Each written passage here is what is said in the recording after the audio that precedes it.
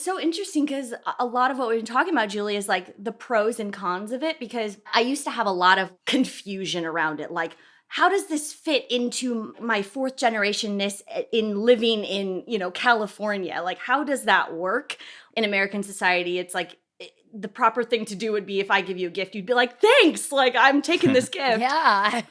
I've always had a lot of confusion and a lot of very interesting social interactions throughout my life. And I think it has made me feel a little bit isolated in a sense. But the very first time that I went to Japan, right before the pandemic, and it's been my dream to go, and I finally went. And I swear to you, like, we got to the Shibuya crossing, my eyes were flooded with tears, and I couldn't stop this kind of emotional, visceral reaction. And I really think it was because the first time in my life, I saw everyone participating in that concept of Enryo. And I just was like, oh, it clicked for me of like how beautiful this can be if everyone's participating and having a society where in Japan, I don't know if you guys have been, but everyone carries their own trash can in their backpack. Like throughout your day. Wow. What? Yes, and Wait. everybody No, participates. no. Yes. Huh. Everybody participates. So you're picking, if you see a piece of litter, you put it in your personal trash can, or you take your own trash with you all There the is time? no Julie, litter, I'm you would guessing. not have to. Thank you. Exactly.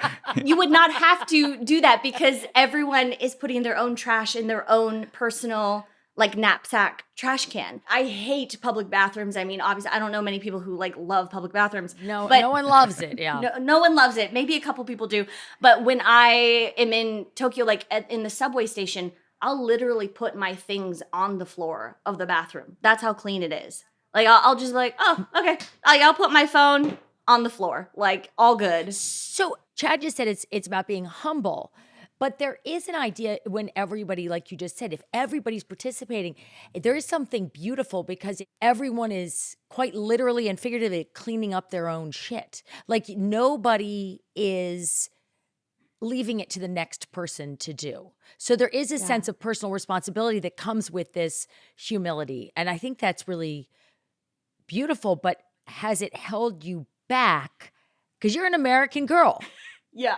Yes. You're an American girl. I am, Julie. Thank you. I really And the first time we met, we talked a lot about this. I was raised by such amazing women, and also my dad and my whole family like is very aligned in this concept naturally because it's just been passed down. And I think it definitely has held me back. And going back to our original thing of like finding my voice, I feel like this weird, not a stutter almost, but I have a gut reaction of like, I have something that I want to say, but I'll instantly like the Enryo in me will be like, okay, don't say that because think of your mom. Maybe Julie will feel uncomfortable. Maybe Chad will have a different perception. Like all these things are going off in my head, like not anything of my voice. It's just of other people and what I think they might be perceiving. And so it took me a long time to fight that of like, oh gosh, okay, Julie, Chad, it's going to be fine. Like, and Allie, you can just say, and if other people are uncomfortable or if they don't like what you say, then that's okay. And we can all just sit in the uncomfortableness. If I was to be going against my gut reaction, it would be the Enryo reaction of I'm going to censor what I have to say so that other people feel okay about it. Allie, I'm tracking your bio and your backstory and stuff. It sounds like you were raised that way in the house. Did you go to live with a manager when you were a teenager? Is that right? Yeah. That's the thing that jumped off the page at me. I was like, wow, that's really unusual. How did that go? And why did you go off to live with a manager? What was that experience? Growing up, I did all this musical theater, and that was where I was like, oh, I'm finding my voice. But I think what it was is I'm playing a character. So it's not really Allie in saying, this is what I think. It's, oh, this is a character. And I think that was my cheat code around Enryo of like being bold and being brave, but through these characters. So I loved doing musical theater. And then when I was 13 and a half, I was in this kid acting class in Seattle. And it was one of those funny things of like, I basically got scouted in a mall, like, hey, you kid, like, want to come out to LA and like live in this house of actors and be a star? And I'm like, like, I can't believe this is happening to me. So I went for what was supposed to be a summer because it was marketed as this like summer boot camp, like come out for the summer and like try your hand at acting. I begged my parents and, you know, they're just so supportive and wonderful. They were like, absolutely. And so I went, and then I'm still here, guys. I'm still here. I'm in my 30s now, and I still never went back. What was it like? Like, did they tutor you there? What was the socializing process like with all these other kids who were basically at boot camp now for their life? It was quite a shock. I went and just thinking like, oh, we're gonna go to Hollywood, California, and then I get there and we're in Santa Clarita, in this condo with these two beagles and all of these kids. And the way it worked is the kids would come in and come out, like during pilot season, all the kids would come. And there was this one guy named Jonathan who was like the cool guy. And we're like, Jonathan's coming for the summer. Definitely I grew up instantly in that moment, and I think the manager was, shall we say, not the most.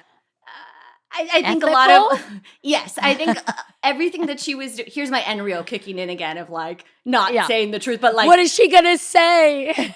I mean, it jumps off the page when you read it. That is a thing that existed. if I have a child, that this is not something I'd want her to be in. And I'm so glad that I'm still a sane, healthy, safe person, because I can just imagine like my mom sending her daughter off and then living in this condo with all of these strangers, going around Hollywood just sort of by ourselves. She lived there with us, but she had so many things going on. She was running the studio, and she had like the moms drive around the other kids, and then the older kids taking the other kids to set and auditions. And it felt like a Wow. TV show at times. How many lived in this house? It really just depended on the time of year, like during pilot Right. season, then all the kids would come. But I was one of the ones Right. that would just live there year round. And then I did go to Yeah. public school, and there was a bunch of kids that also went to public school. So we went together. And in my high school, I was like, oh, those are the kids in the house. Because we'd roll up in this minivan and like this Honda, whatever,